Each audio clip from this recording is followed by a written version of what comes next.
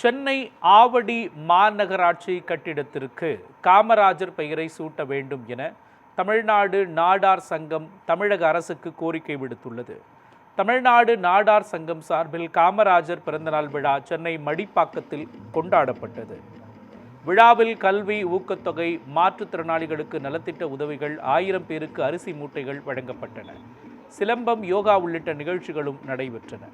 விழாவுக்கு தமிழ்நாடு நாடார் சங்க தலைவர் முத்து ரமேஷ் முன்னிலை வகித்தார். சிறப்பு அழைப்பாளராக தமிழ்நாடு நீர்வளத்துறை அமைச்சர் ஆனந்த் கலந்து கொண்டார். நியூஸ் 7 தமிழ் தொலைக்காட்சியின் நிர்வாக இயக்குனர் வேல்முருகன், பாமக பொருளாளர் திலகபாமா உள்ளிட்டோர் விழாவில் பங்கேற்று சிறப்பித்தனர். ஆவடி மாநகராட்சி கட்டிடத்திற்கு காமராஜர் பெயரை சூட்ட வேண்டும் என தமிழ்நாடு நாடார் சங்கம் சார்பில் தமிழக அரசுக்கு கோரிக்கை விடுக்கப்பட்டது. இக்கோரிக்கையை நிறைவேற்ற நடவடிக்கை எடுக்கப்படும் என அமைச்சர் ஆனந்த் தெரிவித்தார். அடுத்ததாக தமிழ்நாடு நாடார் சங்கம் சார்பாக சென்னை மடிப்பாக்கத்தில் அமைச்சர் ஆனந்த் அவர்களுடைய சிறப்புரையாற்ற நலத்திட்ட உதவிகள் வழங்க வருகை தந்தார்கள். மிக சிறப்பாக நடைபெற்றது. இந்த நேரத்தில் தமிழ்நாடு அரசின் காலை உணவு திட்டத்திற்கு பெருந்தலைவர் காமராஜர் பெயர் சூட்டியதற்கு மாண்புமிகு முதல்வர் தளபதி விஜய் அவர்களுக்கு நாங்கள் நெஞ்சார்ந்த நன்றியை தெரிவித்துக் கொள்கின்றோம். இதே வேளையில் 40 ஆண்டுகளமாக பனை தொழிலாளர்களுடைய வாழ்வாதாரத்தை காப்பாற்றக்கூடிய வகையில் கல் தடை நீக்க வேண்டும் என்கின்ற கோரிக்கை பனை தொழிலாளர்களும் ஒட்டுமொத்த தமிழ் சமுதாய மக்களாலும் கேட்டுக்கொள்ளப்படுகிறது. அந்த கோரிக்கையை பரிசீலனை செய்கிறோம். விரைவில் நல்லது ஒரு முடிவெடுப்போம் என்று தெரிவித்திருக்கிறார்கள். அதையும் நாங்கள் வரவேற்கிறோம். சென்னை ஆவடி பெருநகராட்சி கட்டிடத்திற்கு பெருந்தலைவர் காமராஜர் பெயர் சூட்ட வேண்டும் என்று தீர்மானம் ஒருமனதாக நிறைவேற்றப்பட்டது.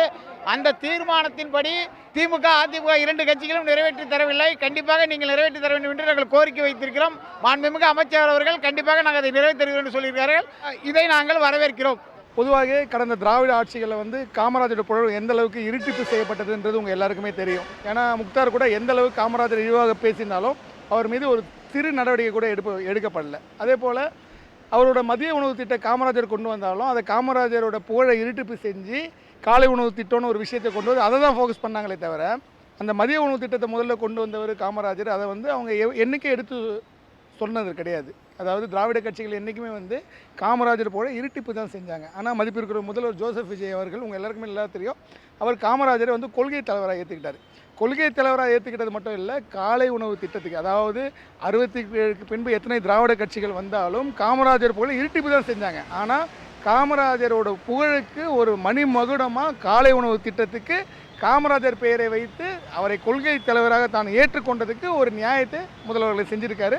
அதே போல் காமராஜர் ஆட்சி எப்படி ஒரு வளமிக்க ஒரு ஆட்சியாக அமைஞ்சதோ அதே போல் ஒரு வளமிக்க ஆட்சியாக முதல்வர் கொண்டு வர்றாரு நாங்கள் நம்புகிறோம். தமிழ்நாட்டில் அனைத்து துறைகளிலும் அனைத்து தொழில்களிலும் எங்கே பார்த்தாலும் இன்றைக்கி ஒசூரில் இருந்து கன்னியாகுமரி வரைக்கும் நீங்கள் எங்கே எடுத்துக்கிட்டாலும் நாடார் சமுதாய மக்கள் சிறு தொழிலில் இருந்து பெருத்தொழில் வரைக்கும் செஞ்சுக்கிட்டு இருப்பாங்க. அவங்களோட கவர்மெண்ட் அனுமதி, லைசன்ஸு அதிகமாக தேவைப்படும். தினந்தோறும் tahsildar office, collector office, VO office அப்படின்னு சொல்லி கவர்மெண்ட்டோட தினசரி வரவு செலவுகளோடு தினசரி கவர்மெண்ட் ஆஃபீஸோடு நெருங்கி இருக்கக்கூடிய மக்கள் நாடார் சமுதாய மக்கள். கடந்த ஆட்சி காலத்தில் பெரிதும் பாதிக்கப்பட்டது நாடார் சமுதாய மக்கள். ஏன்னா எந்த தொழிலுக்கு எடுத்தாலும் ஒரு அப்ளிகேஷனுக்கு போனால் லஞ்சத்தை வாங்கிக்கிட்டு தொழில் பண்ணுறவங்கள பாடாப்படுத்தினது, தொழில் செய்ய விடாமல் தடுத்தது, இப்படி நாடார் சமுதாய மக்கள் பெரிதும் அவதிப்பட்டுக்கிட்டு வந்தாங்க. ஆனால் இன்று தமிழக வெற்றி கழகம் ஆட்சி அமைஞ்ச உடனே நாடார் சமுதாய மக்கள் எந்த ஒரு சிக்கலுமே இல்லாமல், லஞ்சம் இல்லாமல், லாவணி இல்லாமல் பயனடைஞ்சிக்கிட்டு இருக்காங்க. அதை பற்றி சிறப்பாக பேசப்பட்டது. தமிழக வெற்றி கழகத்திற்கு நன்றி தெரிவிக்கப்பட்டது. ஒவ்வொரு ஆண்டும் சீரும் சிறப்புமாக நலத்திட்ட உதவிகள் நம்ம ஐயா பெருந்தலைவருடைய தலைமையில், காமராஜர் தலைமையில் இந்த நாடார் சமுதாயம் நடத்தி கொண்டிருக்கின்றார்கள். உழைப்புக்கு பேர் போன்றவங்க உலகத்தில் உண்மையாக உழைத்து முன்னேற வேண்டும் என்று சொன்னால் அந்த இனத்தை பின்பற்ற வேண்டும் என்று சொல்வேன். இப்போட ஐயாவுடைய பிறந்தநாள் வந்தது. நான் வாழ்த்து பெற்றேன், ஆசீர்வாதம் வாங்கிட்டு வாழ்த்த முடியுமாட்டோமா அவரை. அவர் மின்லோகமோ மண்லோகம் இருந்தாலும் அவர் ஆசி வேணும்னு நம்ம நினச்சோம்.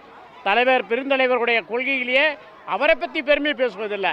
அவரை போல நம்மளால் வாழ முடியுமா துளியாவது என்ற எண்ணத்தை தான் நம்ம எடுத்துக்கணும்.